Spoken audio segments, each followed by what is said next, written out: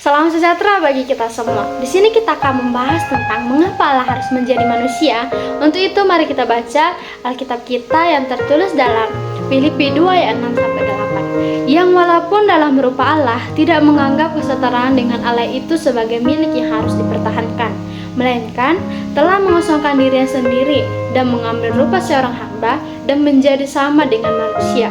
Dan dalam keadaan sebagai manusia, ia telah merendahkan dirinya dan taat sampai mati, bahkan sampai mati di kayu salib. Oke, sekarang kita akan masuk kepada khotbah kita pada hari ini, yaitu mengapa Allah? Mengapa harus menjadi manusia? Mengapa harus disalibkan?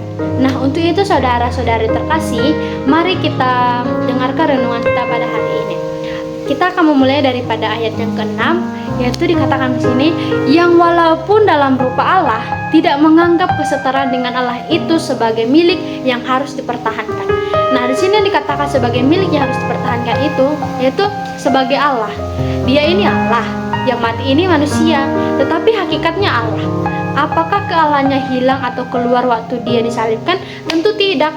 Contohnya saya memiliki dua natur sebagai mahasiswa dan sebagai anak. Nah, sekarang saya di sini sebagai mahasiswa, otomatis natur saya sebagai anak itu saya kosongkan. Dan ketika saya di rumah, saya menjadi anak, otomatis natur saya sebagai mahasiswa itu saya kosongkan. Jadi jangan sampai kita menganggap yang mati ini manusia biasa yang tidak punya hakikat apapun. Dia Allah, dia adalah Allah yang mengambil rupa sebagai manusia, melainkan telah mengosongkan dirinya sendiri.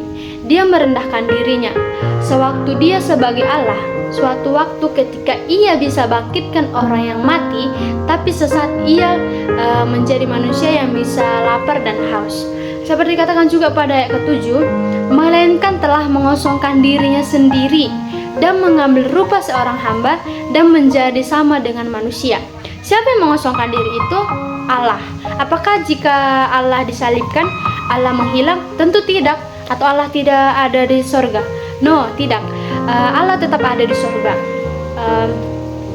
Sekaligus dalam diri Yesus tetap ada. Mengapa? Karena dia maha kuasa.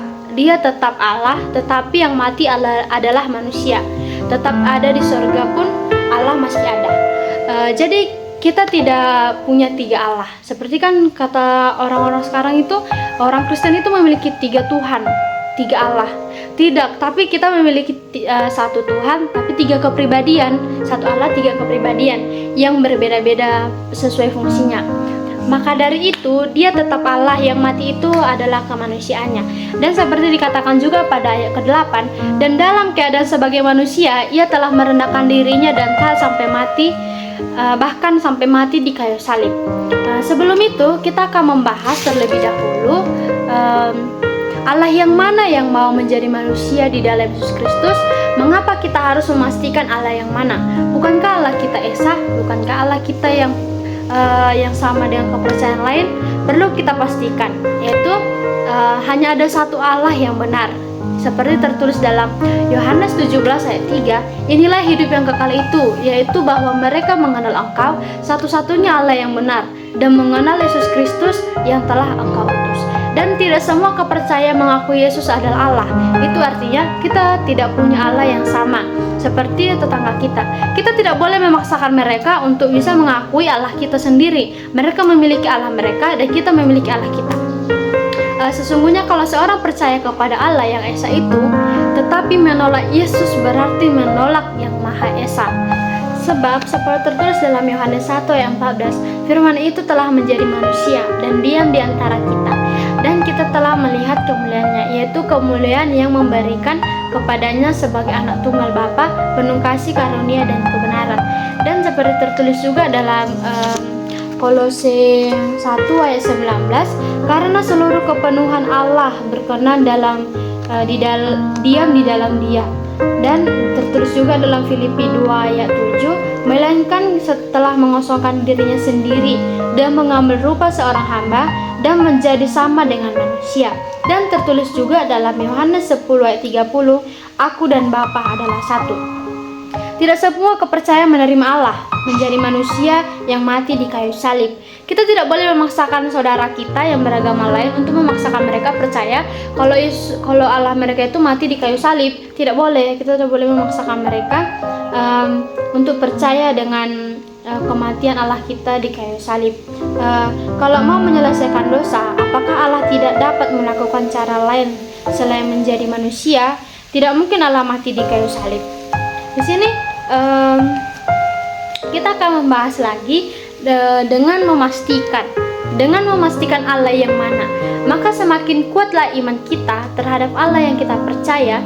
Dengan demikian kita akan bertumbuh dalam iman dan tidak akan menyia-nyiakan seluruh tindakan yang dilakukan oleh Allah. Menyangkut engkau akan terus mencari Tuhanmu melalui persekutuan ibadah maupun persekutuan pribadi, seperti tertulis dalam Mazmur 119 ayat 164, 7 kali dalam sehari aku memuji-muji engkau karena hukum-hukummu yang adil, dan engkau akan setia dan taat sampai mati bersama dengan Tuhan yang benar.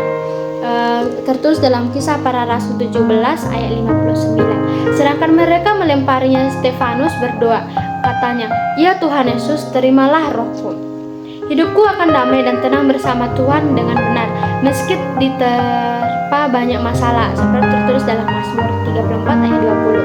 Kemalangan orang benar banyak, tetapi Tuhan melepaskan dia dari semuanya itu. Dan kematianmu sebagai orang yang percaya kepada Kristus tidak akan sia-sia, akan bersama Yesus Kristus seperti tertulis dalam Lukas 23 ayat 43. Kata Yesus kepadanya, "Aku berkata kepadamu, sesungguhnya hari ini juga engkau akan ada bersama-sama dengan aku di dalam Firdaus." Kita akan membahas lagi Allah yang mana yang menjadi manusia tersebut. Oke, sekarang kita masuk kepada topik kita yang awal itu, Allah yang mana yang menjadi manusia tersebut. Sumber kita adalah Alkitab. Mengapa? Karena Allah yang Esa itu menyatakan diri dalam Alkitab. Suara Alkitab adalah suara Tuhan. Jadi, untuk mengetahui Allah yang mana, maka Allah sendiri dalam Alkitab telah memberikan jawaban tentang siapakah Dia dalam Alkitab. Maka Allah tersebut adalah Allah. Di sini seperti dikatakan kan dalam Kejadian 1 ayat 1 itu, pada mulanya Allah menciptakan langit dan bumi. Berarti Allah pencipta langit dan bumi dan segala isinya. Dan pada akhirnya Allah itu yang telah menjadi manusia. Seperti tertulis dalam Yohanes 1 ayat 14, firman itu telah menjadi manusia dan diam di antara kita, dan kita telah melihat kemuliaannya, yaitu kemuliaan yang diberikan kepadanya sebagai anak tunggal Bapa, penuh kasih karunia dan kebenaran. Dan tertulis juga dalam Filipi 2 ayat 6, yang walaupun dalam rupa Allah, tidak menganggap kesetaraan dengan Allah itu sebagai milik yang harus dipertahankan. Dan yang ketujuh, melainkan telah mengosongkan dirinya sendiri dan mengambil rupa seorang hamba dan menjadi sama dengan manusia. Dan dalam keadaan sebagai manusia, ia telah merendahkan dirinya dan taat sampai mati, bahkan sampai mati di kayu salib.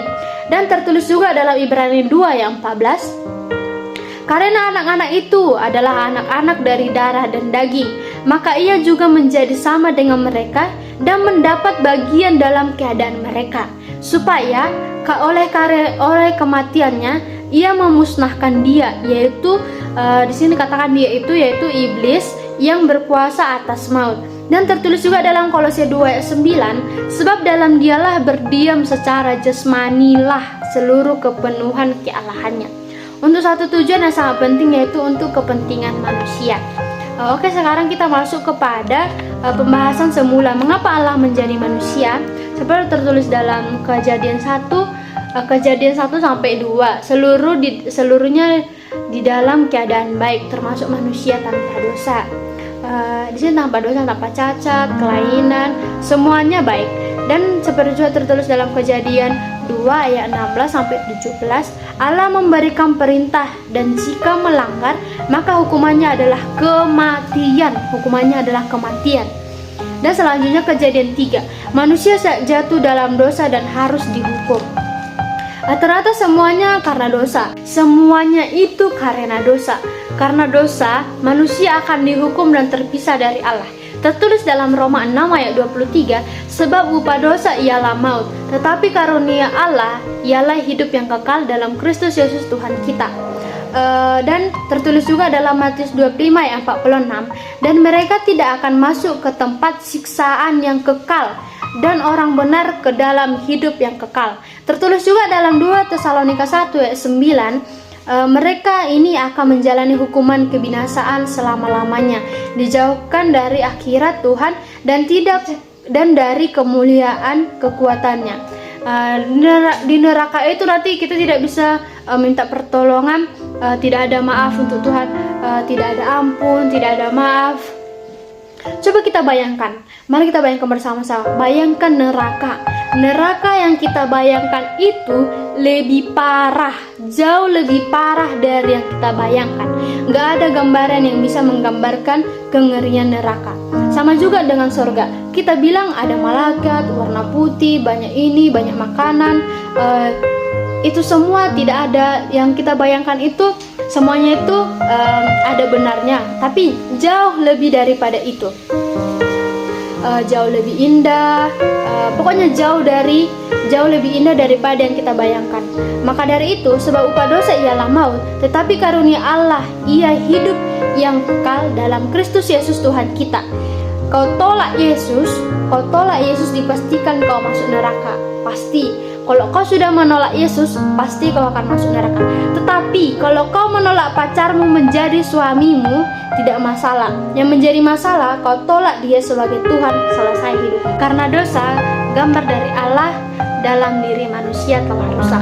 Seperti tertulis dalam Roma 3 ayat 23, karena semua orang telah berbuat dosa dan telah kehilangan kemuliaan Allah.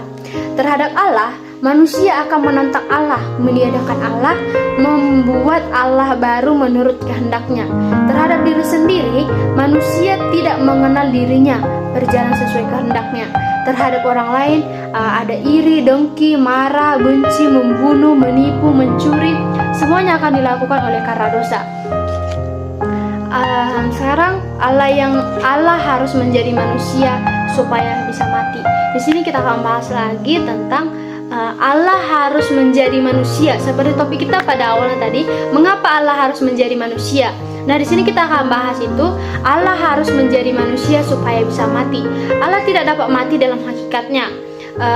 Alkitab menyatakan bahwa Allah adalah kekal, seperti tertulis dalam Mazmur 90 ayat 2. Tidak berubah, tidak berubah, tertulis dalam Maliaki 3 ayat 6. Dan Yesus itu adalah roh, tertulis dalam Yohanes 4 ayat 24. Artinya, dalam hakikat keilahiannya, Allah tidak dapat mati.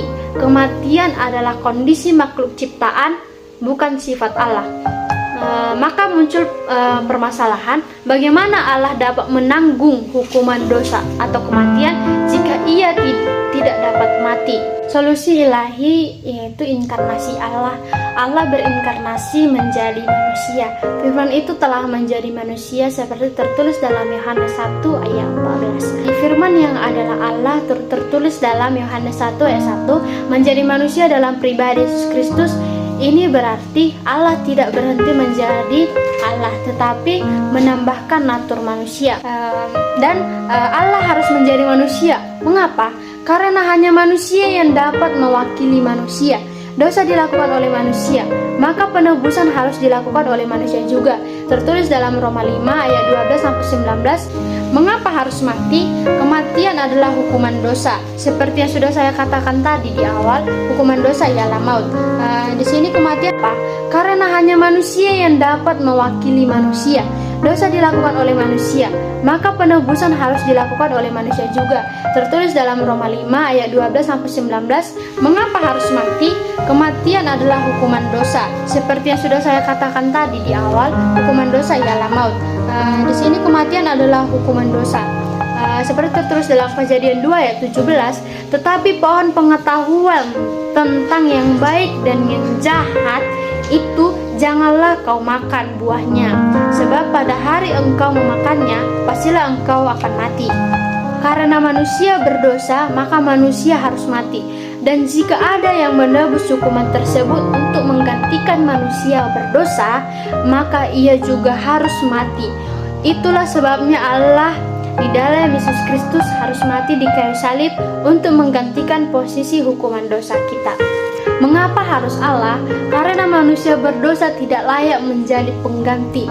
Semua manusia telah berbuat dosa, seperti tertulis dalam Roma 3 ayat 23. Jadi, tidak ada manusia yang bisa mati untuk orang lain secara sempurna karena sama-sama berdosa. Hanya Allah di dalam Yesuslah yang mampu menyelamatkan secara sempurna karena Yesus tidak berdosa. Seperti tertulis dalam 1 Petrus 2 ayat 22, ia tidak berbuat dosa, maka ia memenuhi syarat sebagai korban yang sempurna. Mengapa Allah mau menjadi manusia dan mati menderita di kayu salib? Karena kasih-Nya yang begitu besar. Jadi, yang kita bahas dari awal itu, mengapa Allah mau menjadi manusia? Itu adalah karena kasih-Nya yang begitu besar. Seperti tertulis dalam Yohanes 3 ayat 16, karena begitu besar kasih Allah akan dunia ini, sehingga ia telah mengaruniakan anaknya yang tunggal, supaya setiap orang yang percaya kepadanya tidak binasa, melainkan beroleh hidup yang kekal. Sebegitunyakah karena kasih? Ya, mengapa? Karena Allah adalah kasih. Tertulis dalam 1 Yohanes 4 ayat 16, Allah adalah kasih. Dan barang siapa telah berada di dalam kasih, ia telah berada di dalam Allah dan Allah ada di dalam dia. Tertulis juga dalam Yohanes 15 ayat 13, tidak ada kasih yang besar daripada kasih seorang yang memberikan nyawanya untuk sahabat-sahabatnya. Dan tertulis juga dalam Matius 7 ayat 11, jadi jika kamu yang jahat tahu memberi pemberian yang baik kepada anak-anakmu, apalagi Bapamu yang di surga, ia akan memberikan yang baik kepada mereka yang meminta kepadanya. Pada akhirnya, perkataan terakhir di kayu salib yaitu tertulis dalam Yohanes 19 ayat 30, sesudah Yesus meminum anggur asam itu, berkatalah ia, sudah selesai. Lalu ia menundukkan kepalanya dan menyerahkan nyawanya. Salib sebagai titik pertemuan kasih dan keadilan. Di kayu salib, keadilan Allah terpenuhi, kasih Allah dinyatakan. Dan tertulis dalam Roma 5 ayat 8, Allah menunjukkan kasih-Nya, Kristus telah mati untuk kita.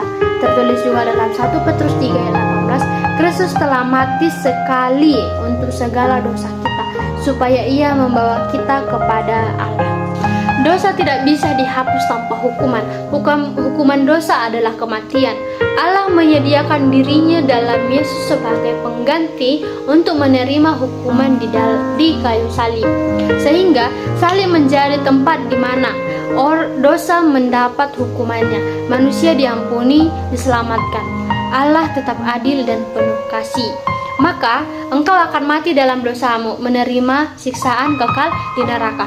Kalau engkau tidak menerima Tuhan Yesus Kristus sebagai Tuhan dan Juru Selamatmu, mari kita ucapkan ayat ini dengan imanmu. Roma 10 ayat 9. Sebab jika kamu mengaku dengan mulutmu bahwa Yesus adalah Tuhan dan percaya dalam hatimu bahwa Allah telah membangkitkan Dia dari antara orang mati, maka kamu akan diselamatkan. Ayat yang ke-10, karena dengan hati orang percaya dan dibenarkan, dan dengan mulut orang mengaku dan diselamatkan. Oke, sekian khotbah saya pada hari ini. Shalom, salam sejahtera bagi kita semuanya.